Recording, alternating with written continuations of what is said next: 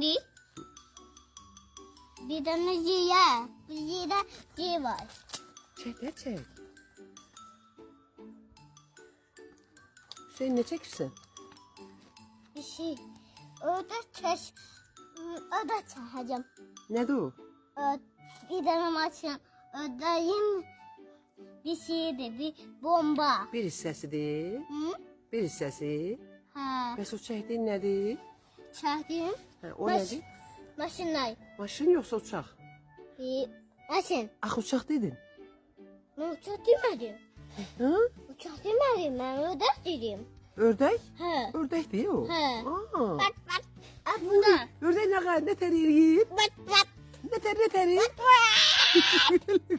Gülüm kurban olarım valla.